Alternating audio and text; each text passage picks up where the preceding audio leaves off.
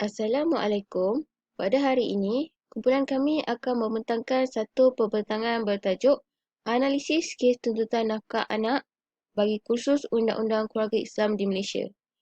Pembentangan ini disediakan untuk Puan Cik Mariam binti Ahmad, Dr. Jazila binti Muhammad Saad dan Puan Nur Huda binti Roslan. Ahli kumpulan kami terdiri daripada 3 orang, iaitu Muhammad Nur Sahwal bin Zahrid, Sarah Syakira binti Ahmad Jaiz dan Nur Maizatul Atira binti Muhammad Azwan. Bismillahirrahmanirrahim. Saya Muhammad Nusahwa bin Sahril. Jadi, kami ingin berkongsi berkenaan dengan tajuk tuntutan nafkah anak ini. Jadi, bagi permulaannya, kami ingin memberitahu berkenaan dengan tajuk ini. Kami akan menceritakan berkaitan dengan nafkah anak itu dan keperluan nafkah anak dan pihak yang bertanggungjawab ke atas nafkah anak itu, dan tuntutan nafkah anak ni di Mahkamah Syariah dan tata caranya sebagaimana yang diperuntukkan dalam akta atau enactment mengikut negeri-negeri masing-masing. Baik, untuk mukadimah pendahuluannya, dari segi hukum syarak menetapkan pemberian nafkah isteri dan anak hendaklah berasaskan kadar kifayah, iaitu mencukupi, dan ma'ruf, itu baik. Terdapat hadis menceritakan ketika Hindun isteri Abu Sufyan mengadu kepada Rasulullah SAW tentang suaminya yang bakhil sehingga tidak memberikan kepadanya dan anaknya nafkah. Lalu Rasulullah SAW bersabda yang bermaksud, ambillah apa-apa yang mencukupi kifayah buatmu dan anak-anakmu dengan cara yang baik, ma'ruf. Berdasarkan hadis ini, jumhur ulama berpendapat jika suami gagal atau enggan untuk memberikan nafkah, isteri berhak mengambil apa yang cukup untuk dirinya dan juga untuk anak-anaknya secara kifayah, iaitu secara mencukupi, dan ma'ruf, secara baik, walaupun tanpa pengetahuan suami. Walau bagaimanapun, perbahasan itu tidak dibincangkan dan diputuskan dengan jelas oleh para fuqaha. Ianya tidak dinyatakan berapakah kadar atau ukuran kifayah dan ma'ruf tersebut. Hal ini kerana kecukupan dari segi kadar nafkah itu sendiri sangat bergantung kepada amalan masyarakat zaman tersebut. Menyediakan serta memberi nafkah kepada anak adalah perkara yang wajib yang perlu dilaksanakan oleh seorang bapa atau mereka yang bertanggungan menurut hukum syarak. Ini bermakna selain menanggung nafkah isteri, suami bertanggungjawab membiayai nafkah anak di bawah tanggungannya apabila memenuhi syarat-syarat tertentu. Pemberian nafkah kepada anak adalah bukan suatu pemberian ihsan, tetapi merupakan hak yang dijamin. Mengikut perbahasan dalam fuqaha, nafkah terhadap anak adalah termasuk dalam bahagian nafkah usul terhadap furud. Baik. Seterusnya, kita masuk pengertian nafkah itu. Baik. Menurut Dr. Zulkifli Muhammad Al-Bakri dalam kitabnya Al-Fiqh Manhaji Kekeluargaan Islam dalam Fiqh Al-Syafi'i, iaitu menurut bahasa, nafkah bermaksud mengeluarkan atau menghabiskan sesuatu. Perkataan nafkah digunakan kepada perkara yang baik-baik sahaja. Sementara itu menurut istilah pula, ianya bermaksud semua keperluan asas manusia seperti makanan, minuman, pakaian dan juga tempat tinggal. Dalam Al-Mawsu'ah Al-Fiqhiyah, nafkah ialah apa yang menjadi kekuatan atau kestabilan yang diperlukan oleh seseorang manusia tanpa pembaziran. Ia juga dinamakan nafkah kerana ia dikeluarkan atau dihabiskan untuk tujuan keperluan asas tersebut. Baik. Ini berkenaan dengan dalil-dalil nafkah bapa kepada anak. Baik, kita tengok dalam surah Al-Talaq ayat ke-6. Firman Allah Subhanahu Wa Taala yang bermaksud, kemudian jika mereka menyusukan anak untuk kamu, maka berikanlah kepada mereka upahnya. Dan seterusnya, kita lihat dalam surah Al-Baqarah ayat ke-233, firman Allah Subhanahu wa taala yang bermaksud, dan ibu-ibu hendaklah menyusukan anak-anak mereka selama 2 tahun genap, iaitu bagi orang yang hendak menyempurnakan penyusuan itu. Dan kewajipan bapa pula ialah memberi makan dan pakaian kepada ibu itu menurut cara yang sepatutnya. Baik. Dalam ayat ini menisbahkan anak kepada bapanya yang menggunakan huruf lam ikhtisas membawa makna bapa dikhususkan bertanggungjawab memberi nafkah kepada anak-anaknya. Oleh itu, kewajipan bapa memberi nafkah kepada ibu yang menyusukan anaknya menunjukkan bahawa kewajipannya memberi nafkah kepada anak-anaknya adalah lebih utama. Baik. Dan seterusnya, dalil ialah kita mengambil daripada yang saya bacakan tadi, iaitu hadis daripada Aisyah radhiyallahu anhu katanya, bermaksud Hindun binti Utbah berkata, "Wahai Rasulullah, Abu Sufyan ialah seorang lelaki yang bakhil dan tidak pernah memberi aku belanja yang mencukupi untukku dan anakku, melainkan aku ambil daripadanya tanpa pengetahuannya." Rasulullah SAW bersabda, "Ambillah perbelanjaan untukmu dan anakmu secukupnya." Iaitu riwayat Al-Bukhari dan Muslim. Baik, seterusnya, syarat wajib nafkah anak menurut hukum syarak. Menurut hukum syarak, bapa atau orang yang bertanggungan adalah dipertanggungjawabkan untuk memberi nafkah, hendaklah seorang yang berkemampuan untuk menanggung nafkah. Ulama mazhab Syafi'i, bapa yang mampu bermaksud mereka yang mempunyai harta yang melebihi keperluan diri dan isteri untuk tempoh sehari semalam. Bagi pendapat jumhur ulama, bahawa kemampuan itu dilihat sama ada disebabkan ia mempunyai harta ataupun keupayaan untuk bekerja. Sekiranya bapa tidak mempunyai harta tetapi mampu untuk bekerja, maka bapa itu wajib berusaha. Baik.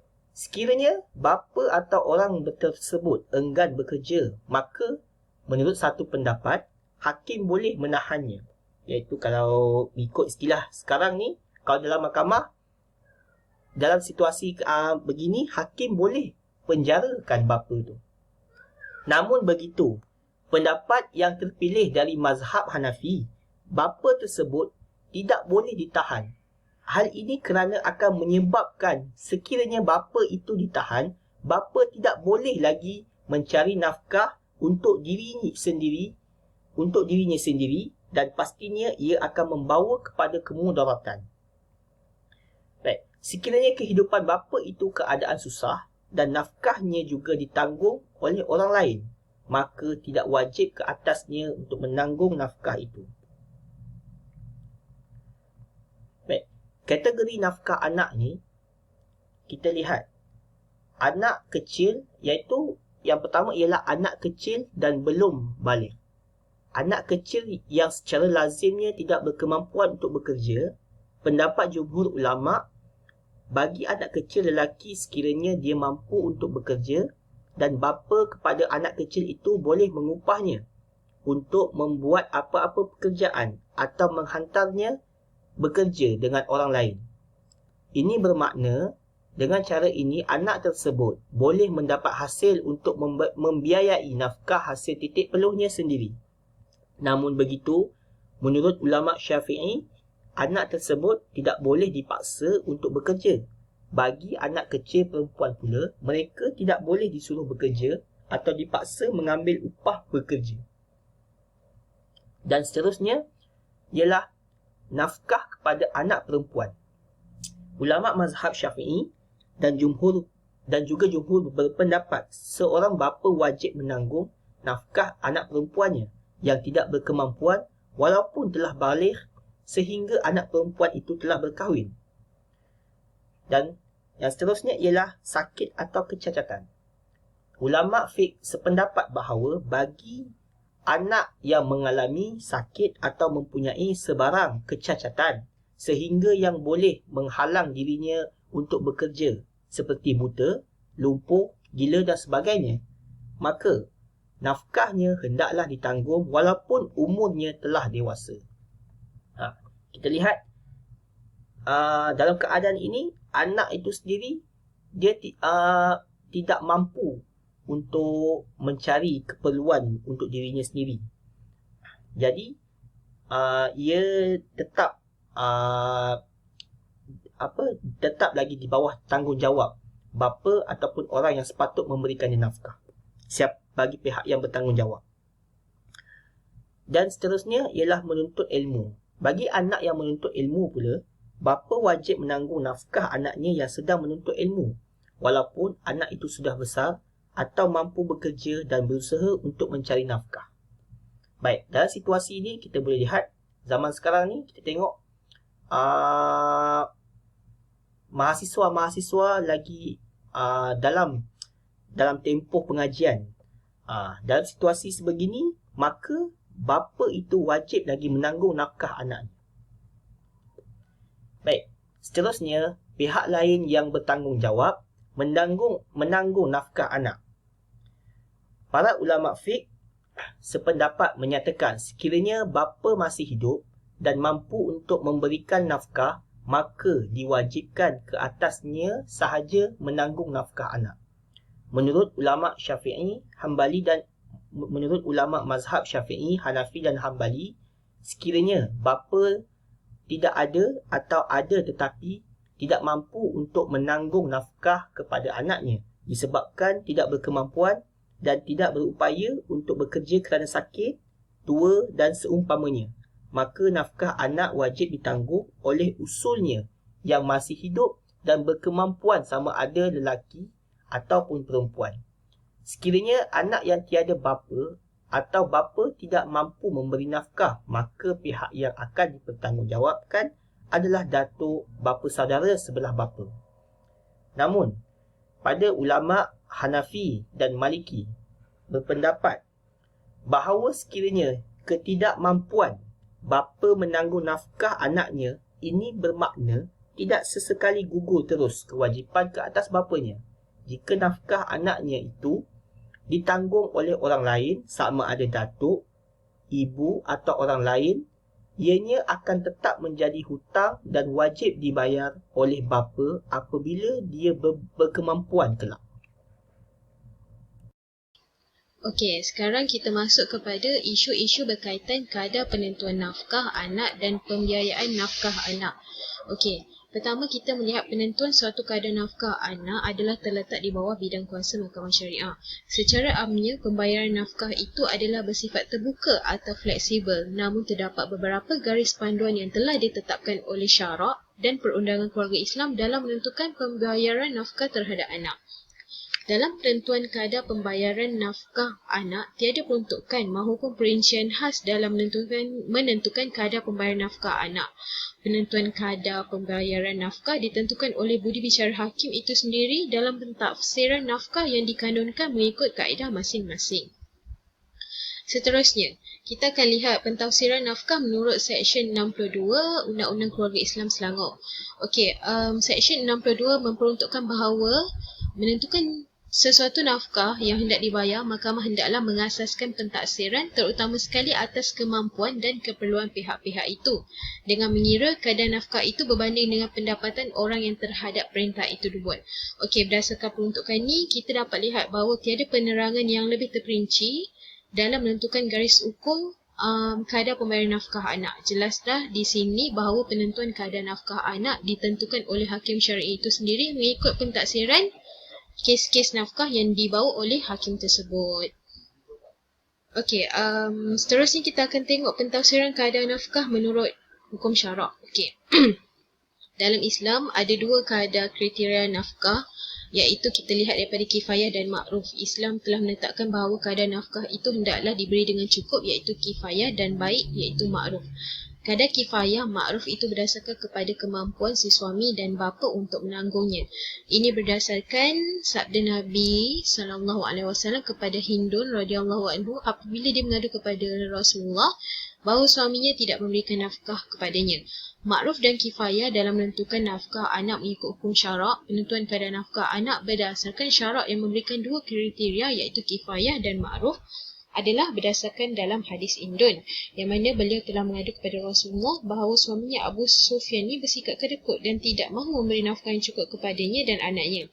Maka Rasulullah telah memberi kebenaran kepada Hindun untuk mengambil sendiri nafkah bagi diri anaknya daripada harta suaminya sehingga cukup, iaitu kifayah, dan makruf iaitu baik. Ini berdasarkan sebuah hadis yang sahih yang direkodkan dalam Sahih Bukhari dan Muslim. Okey. Sambungan daripada hadis ini, Aisyah radhiyallahu anha telah berkata, Hindun, iaitu isteri kepada Abu Sufyan ni, bahawa Abu Sufyan ni seorang yang bakhil. Dia tidak bagi apa-apa yang cukup untuk bagiku dan untuk anakku kecuali aku mengambil senyap-senyap. Maksudnya dia ambil senyap-senyap tanpa pengetahuan Abu Sufyan. Maka Rasulullah berkata, ambillah apa yang cukup bagimu dan anakmu secara makruf. Okey, bila kita lihat hadis ni, dia menerangkan tentang nafkah itu perlu diberi secara cukup lah. Itulah garis panduan yang ditetapkan oleh Islam, cukup dan baik. Okey, kriteria kifayah ini perlu dipenuhi oleh pihak yang memberi nafkah kepada anak tersebut lah. Selain itu, dalam Al-Quran pula telah menyatakan dalam surah Al-Baqarah ayat 233, dan kewajipan ayah menanggung nafkah dan pakaian mereka dengan cara yang patut. Selain itu, dalam surah At-Talaq ayat 65, hendaklah orang yang mempunyai keluasan memberi nafkah mengikut kemampuannya, dan orang yang terbatas rezekinya hendaklah memberi nafkah dari harta yang diberikan kepadanya.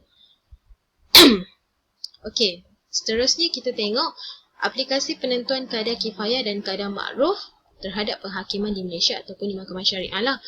Pertama, kita tengok kemampuan pemberi nafkah, iaitu suami ataupun bapa.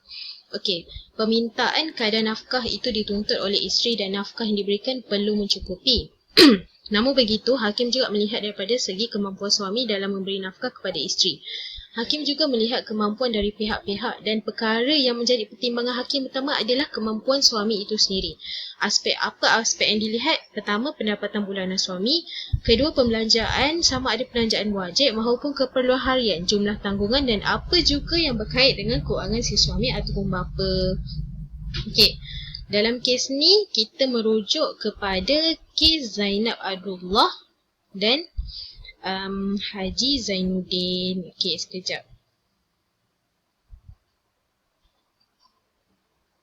Okey, dalam kes ni, plaintiff ni telah memohon nafkah isteri sebanyak 200 sebulan dan nafkah anak sebanyak 350 sebulan.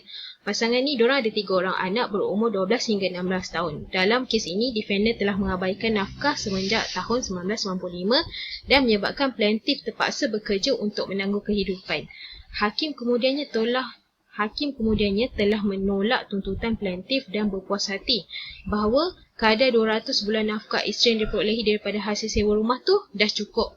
Defendant yang bekerja sebagai pemandu teksi yang hanya berpendapatan sekitar 374 sebulan mempunyai seorang lagi isteri selain daripada plaintiff. So dekat sini, hakim tengok kemampuan suami ni dia hanya bekerja teksi sahaja. Jadinya untuk dia beri lebih kepada isteri tu dan anak tak mampu. Jadi kat sini aspek yang dilihat adalah kemampuan suami itu sendiri. Okey. Seterusnya kita tengok aspek yang kedua iaitu perbelanjaan mengikut keperluan dan keutamaan. Kita boleh terus rujuk kepada kes Rohana Zakaria dan Muqta Abdul Talib. Okey. Dalam kes ni dia menuntut perubahan terhadap nafkah. Maksudnya sebelum ni dah ada perintah yang diperintahkan oleh mahkamah dalam tuntutan hadanah dan nafkah anak yang telah dibicarakan sebelum ini kerana kos perbelanjaan anak-anak telah meningkat dan memerlukan penambahan. Plaintiff telah memperincikan keperluan. Dia bagi tahulah pembelanjaan merangkumi belanja poket sehari, keperluan sekolah, rawatan perubatan, kelas kafa, buku taman sekolah, makan dan minum, pembayaran tambang sekolah, pembayaran penjagaan anak-anak, makanan ringan, pengajian Al-Quran yang menjumlah total semua tu RM681. Okey, hakim menjelaskan bahawa mahkamah berpuas hati mengenai ketidakmampuan iaitu defendant lah sebagai bapa untuk menanggung nafkah, pembaharuan nafkah yang diminta oleh plaintiff. Oleh yang demikian, mahkamah perlu merujuk pula kepada pembelanjaan yang menjadi keperluan kepada anak-anak tersebut. Kemampuan dari segi pembayaran nafkah pada anak adalah terletak kepada keutamaan keperluan anak tersebut. Dalam kes ni, hakim dia tidak sembrono dalam meluluskan permohonan plaintiff untuk menambah pembayaran nafkah tersebut. Ini kerana melihat kepada keutamaan dan keperluan anak tersebut dan kemampuan suami tersebut. Jadi, kita fahamlah dekat sini yang walaupun isteri meminta nafkah untuk kebaikan anak, namun hakim juga melihat daripada keutamaan melebihi daripada keperluan anak tersebut. Apa yang utama diutamakan dulu daripada apa yang perlu. Jadi dekat sini walaupun pihak isteri boleh meminta kepada pihak bekas suami terhadap nafkah-nafkah yang hendak diberi, namun hakim juga ada mengikut garis panduan yang mana menjadi keutamaan anak tersebut. Assalamualaikum. Seterusnya saya Nur Maizatul Atira akan membentangkan tuntutan nafkah anak di Mahkamah Syariah. Tempoh perintah nafkah anak. Perintah kekal tentang pembayaran nafkah hanya dapat diperolehi setelah kes selesai dibicarakan.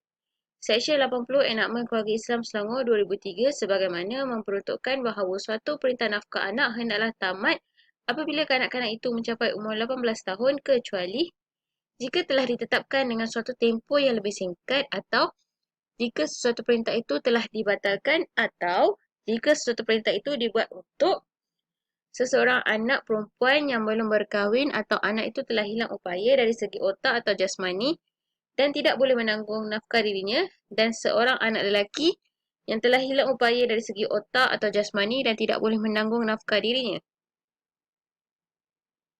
Dalam peruntukan ini menjelaskan bahawa mahkamah boleh mengeluarkan perintah kepada bapa atau orang bertanggungan terhadap nafkah supaya menanggung nafkah anak perempuan itu sehingga ianya berkahwin.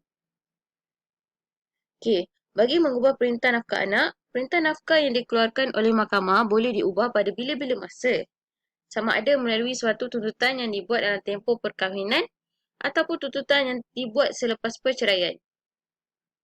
Ini bermakna mahkamah boleh membatalkan apa-apa jua perintah nafkah yang sedang berkuat kuasa atas permintaan mana-mana pihak. Seksyen 67 Enakmen Undang-Undang Keluarga Islam Selangor 2003 misalnya memperuntukkan bahawa mahkamah boleh pada bila-bila masa dan dari semasa ke semasa mengubah atau boleh pada bila-bila masa membatalkan suatu perintah nafkah yang masih berkuat kuasa sama ada bercagar atau tidak bercagar atas permohonan orang yang berhak menerima atau yang kena membayar nafkah itu.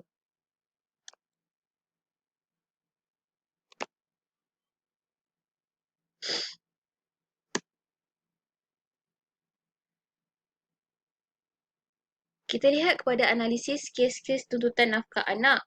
Okey, kes yang pertama, kes Wan Abdul Hamid lawan Maimunah. Di dalam kes ini, pihak menuntut telah menuntut nafkah untuk 3 orang anaknya. Pihak menuntut telah mendakwa bahawa pendapatan pihak kena tuntut sebagai penuri getah ialah RM300 sebulan dan dia telah menuntut RM100 sebulan untuk 3 orang anak itu. Pihak kena tuntut telah menawarkan RM30 sebulan dan berkata pendapatannya hanya RM100 sebulan. Mahkamah Kadi berpendapat perbelanjaan nafkah makan pakai bagi seorang anak RM1 sehari adalah sederhana jua dan dia menghukumkan pihak kena tuntut membayar nafkah 3 orang anak itu tiap-tiap seorang RM30 sebulan berjumlah semuanya RM90 sebulan. Pihak kena tuntut telah merayu kepada jemaah pengadilan. Lembaga pengadilan telah menerima rayuan itu memandangkan keputusan Kadi memutuskan kadar nafkah anak-anak yang dituntut itu tidak mengikut hukum syarak yang berdasarkan kepada al-bayinah ke atas pihak menuntut dan sumpah atas pihak menentang. Pihak kena tuntut mestilah bersumpah bahawa pendapatannya adalah RM100 sebulan untuk mengurangkan nafkah bulanan tersebut. Namun hanya pihak yang menuntut bersumpah bahawa pendapatan pihak kena tuntut adalah sebanyak RM300 sebulan. Apabila yang menuntut bersumpah demikian, maka hukuman Kadi sebanyak RM90 pada setiap bulan bagi 3 orang anaknya itu dikekalkan. Kes kedua, kes Muhammad lawan Salamah. Di dalam kes berikut, pihak menuntut membuat tuntutan nafkah 2 anaknya berumur 9 tahun dan 13 tahun. Dia meminta RM90 sebulan untuk nafkah mereka. Pihak kena tuntut telah memberitahu mahkamah bahawa pendapatannya RM120 sebulan dan dia telah berkahwin semula. Memandangkan pihak kena tuntut tiada tanggungan selain daripada dua orang anaknya dan maka minimnya dibantu oleh ibu bapanya serta pendapatannya sebulan RM120, Kadi telah menghukumkan pihak kena tuntut membayar RM70 sebulan sebagai nafkah anak-anaknya.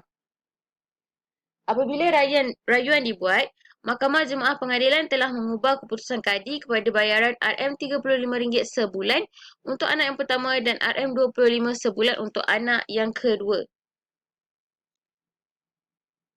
Seterusnya, kita lihat kepada kes ketiga iaitu kes Wan Makmur lawan Cik Jah. Pihak menuntut membuat tuntutan nafkah untuk anaknya berumur 2 tahun. Mereka mempunyai 5 orang anak tetapi hanya anak yang kecil sekali di bawah jagaan pihak menuntut. Pihak menuntut telah memohon nafkah sebanyak RM150 sebulan untuk anaknya. Di dalam perbicaraan, pihak kena tuntut berkata dia sanggup membayar RM30 sebulan untuk anaknya. Kadi telah memutuskan nafkah sebanyak RM45 dibayar oleh pihak kena tuntut. Pihak kena tuntut telah merayu ke jemaah pengadilan, rayuan telah ditolak dan hukuman kadi dikekalkan. Kes yang keempat iaitu kes Bunga lawan Muhammad. Pihak menuntut telah menuntut nafkah sebanyak RM150 sebulan untuk anaknya. Pihak kena tuntut telah memberi persetujuan untuk membayar nafkah anak tersebut. Tetapi pihak kena tuntut tidak membayar nafkah itu seperti yang diperintah oleh mahkamah dari 20 Jun 1983 hingga 20 Januari 1984 berjumlah RM1050 dan pihak mendakwa telah menuntut nafkah itu. Pihak kena tuntut tidak hadir dan mahkamah kadi memutuskan sabit pihak kena tuntut tidak membayar nafkah itu dan dia dihukum membayar RM1050 kepada pihak kena tuntut melalui mahkamah sebelum 5 Mac 1984. Jika dia mungkir atau enggan membayar, ia akan dihukum penjara selama seminggu. Kes kelima, kes Wan Tan lawan Ismail. Pihak menuntut telah membuat tuntutan nafkah dua orang anak terhadap bekas suaminya iaitu pihak kena tuntut. Kadi besar telah memerintahkan nafkah bagi dua orang anak RM250 sebulan dan bayaran buku sekolah mengikut senarai yang diberi oleh sekolah. Kes keenam, kes Fatimah lawan Syed Muhammad. Pihak menuntut telah diceraikan oleh suaminya iaitu pihak kena tuntut. Mereka mempunyai dua orang anak, seorang berumur 7 tahun di dalam jagaan pihak menuntut dan seorang lagi di dalam jagaan pihak kena tuntut. Pihak menuntut telah menuntut nafkah untuk anak dalam jagaannya. Kadi besar telah memerintahkan pihak kena tuntut membayar nafkah RM90 sebulan mulai April 1975. Pihak kena tuntut telah merayu kepada Mahkamah Rayuan. Mahkamah Rayuan telah mengesahkan perintah kadi besar dan oleh kerana pihak kena tuntut tidak membayar sehari hidup yang diperintahkan oleh kadi besar, Mahkamah memerintahkan dia membayar sebanyak RM2070. Mahkamah juga menimbang dengan teliti tentang keadaan perbelanjaan hidup di Kuala Lumpur dan mendapati sara hidup sebanyak RM90 itu tidak mencukupi pada masa sekarang dan oleh itu mahkamah memerintahkan supaya yang kena tuntut membayar nafkah anaknya sebanyak RM110 sebulan mulai dari Mac 1977. Semua bayaran nafkah yang diperintahkan oleh mahkamah termasuk tunggakan hendaklah dibayar melalui pejabat kadi besar wilayah persekutuan. Kes ketujuh, kes Zainuddin lawan Anita. Di dalam kes di wilayah persekutuan, pihak pemohon iaitu seorang ibu telah membuat tuntutan nafkah dua orang anaknya sebanyak RM400 dari bapanya. Kadi besar telah memerintah pihak kena tuntut membayar nafkah dua orang anak itu dengan kadar RM200 seorang mulai dari April 1980. Oleh kerana pihak kena tuntut tidak membayar nafkah itu, dia telah diperintah membayar tunggakan berjumlah kesemuanya RM3,000. Pihak kena tuntut telah merayu kepada Mahkamah Rayuan. Dia mendakwa dia telah membayar sebanyak RM100 tiap-tiap bulan selama 15 bulan berjumlah RM1,500 mengikut perintah kadi Datuk Karamat menerusi surat cerai. Tidak ada keterangan bahawa nafkah itu dibayar. Dan oleh kerana itu, jawatan kuasa ulang bicara menolak rayuan dan mengesahkan perintah kadi besar itu. Kes ke-8 iaitu kes yang terakhir, kes Gina lawan Abdul Aziz. Pihak-pihak yang telah bercerai mempunyai 5 orang anak berumur dari 6 tahun sehingga 21 tahun. Pada masa perceraian itu, bapa kepada anak-anak itu telah bersetuju memberi RM500 sebulan sebagai nafkah anak-anak yang tinggal dengan ibu mereka. Bapa itu telah gagal membuat demikian dan telah hanya memberi RM900 dengan alasan perniagaannya merosot. Kadi besar berpendapat memandangkan dua orang anak itu telah masing-masing berumur 17 tahun dan 20 tahun, tuntutan bagi nafkah mereka tidak boleh dibuat oleh kerana Seksyen 140 Klausul 1 Enakmen Pentadbiran Undang-Undang Islam Selangor yang diterima pakai dengan ubah suai di wilayah Serta Ketuan adalah jelas menunjukkan tuntutan untuk mendapat nafkah kedua-dua anak itu daripada bapa mereka tidak dapat dipertimbangkan oleh mahkamah. Dengan itu, permohonan untuk mendapat nafkah mereka berdua daripada pihak penentang telah ditolak. Sementara itu, nafkah bagi 3 orang anak yang masih di bawah umur 15 tahun menurut Fasal 41 Klausul 1 enakmen tersebut adalah menjadi tanggungjawab ke atas bapanya dan anak-anak itu berhak mendapat nafkah dan boleh membuat tuntutan sama ada dibuat sendiri atau melalui wakil di dalam mahkamah untuk mendapat perintah ke atas bapanya. Mahkamah Kadi telah memerintahkan bapa itu membayar nafkah 3 orang anak yang di bawah umur 15 tahun sebanyak RM250 sebulan dan perbelanjaan persekolahan sebanyak RM200 sebulan. Mengenai tunggakan nafkah anak, mahkamah tidak dapat meluluskannya kerana mahkamah tidak dapati sebelum itu satu perintah kadi yang memfardukan nafkah anak-anak tersebut ke atas penentang. Okey, akhir sekali kita lihat kepada rumusan. Perbahasan dalam kalangan ulama menunjukkan pemberian nafkah kepada anak merupakan antara tanggungjawab penting yang perlu dilaksanakan oleh seorang bapa sama ada dalam tempoh perkahwinan ataupun lepas berlaku perceraian. Sekiranya bapa tiada, tanggungjawab itu akan berpindah kepada pihak lain. Jika dilihat peraturan hukum syarak diikuti secara baik, tidak akan ada anak-anak teraniaya disebabkan tidak mendapat nafkah. Seperti yang kita tahu, nafkah bapa kepada anak bukan suatu pemberian ihsan atau saguhati, sebaliknya merupakan tanggungjawab bagi menjamin hak anak tersebut. Ini kerana jika berlaku pengabaian atau culas, maka hak itu boleh dituntut. Ulama fiqh juga telah meletakkan syarat-syarat yang mesti dipenuhi dalam mewajibkan bapa atau pihak bertanggungan lain untuk menanggung nafkah anak. Bapa atau orang yang bertanggungan menurut hukum syarak yang dipertanggungjawabkan untuk memberi nafkah hendaklah seorang yang berkemampuan untuk menanggung nafkah. Pembiayaan nafkah bagi seseorang yang mempunyai harta sama ada orang dewasa atau kanak-kanak pada asasnya adalah diambil daripada hartanya sendiri. Namun sekiranya dia tidak mempunyai harta sendiri, maka kerabatnya yang berkemampuan wajib menanggungnya mengikut susunan keutamaan yang telah ditetapkan oleh hukum syarak. Sekian, itu sahaja pemetangan daripada kumpulan kami. Terima kasih dan Assalamualaikum warahmatullahi wabarakatuh.